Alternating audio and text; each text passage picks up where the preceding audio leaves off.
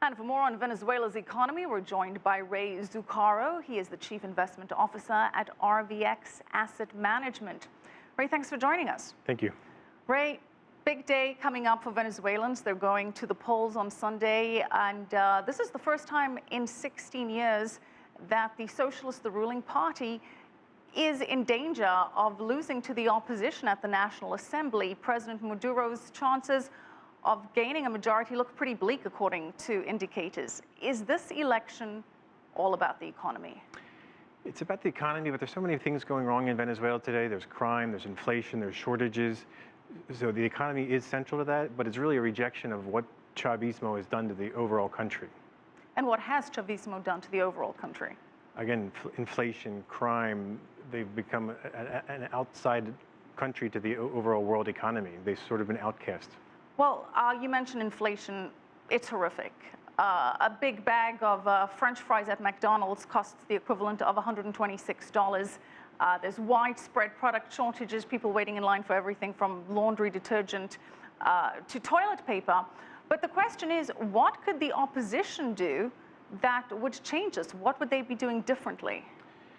If the opposition were in control of the country, I'm sure they would do a lot of things differently. You have to remember, this is only a parliamentary election. So will the opposition be able to change the economic policies currently? No, but it'll put pressure on the government to fix some of these imbalances.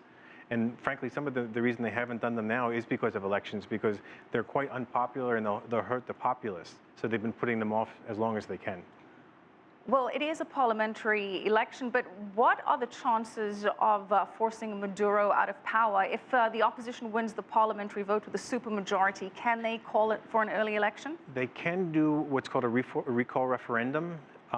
It has to be within the next 2 years, but they have to actually get more votes than he was originally elected with. So it's a very tough environment or scenario really to get a recall referendum and then to subsequently win the recall referendum. So it's not my base case scenario that he'll be recalled through a referendum. All right, so that's an unlikely scenario. But if the majority of the National Assembly is now made up of the opposition, what kind of changes do you expect them to force through?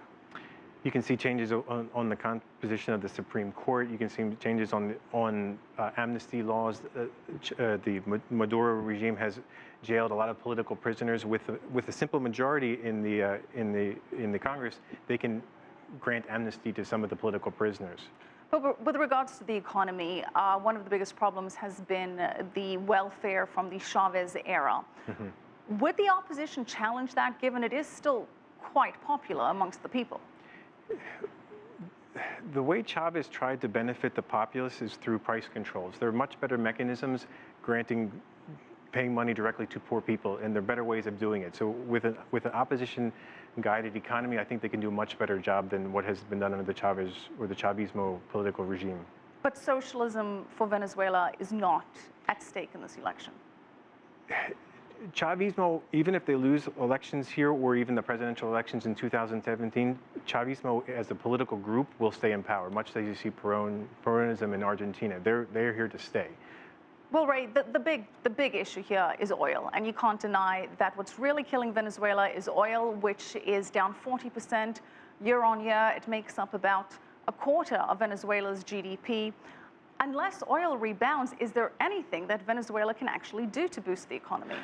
To boost the economy, letting the currency float. One of the other things they can do is they still have $8 billion of gold reserves that'll help them buy time and provide them with hard currency to get them through this time. But frankly, this is sort of they're paying the price of so many years of party. Saudi Arabia, who has actually less oil reserves than Venezuela, has one of the largest reserve base. Venezuela spent it and gave it away to their political friends and to buy influence throughout Latin America. Now they're paying the price. Well, speaking of paying the price and the gold reserves, they may have to tap into them because Venezuela has about $15.8 billion in debt due by 2016. It's only got about $15.2 billion in foreign reserves. How is Venezuela going to pay for this? I guess that's the million-dollar question. They've used a lot of the reserves and the silver bullets that they had to meet their 2015 payments. They can pledge the gold, borrow more from the Chinese. Well, China has come to the rescue in the past. They lent Venezuela billions last year. Do you foresee them coming in and saving the day again, or is China's economy and the slowing growth putting China in a less helpful position? Less helpful, but in the grand scheme of things, it's not that material to the overall Chinese economy. And to help Venezuela along, I think a little goes a long way compared to the size of the Chinese economy and what Venezuela needs. Ray, what's your forecast for the elections? I do think you will see a parliamentary win of the opposition. I don't think it'll be the supermajority, but a simple majority. All right. Let's see if you're right. Thank you so much. Thank you.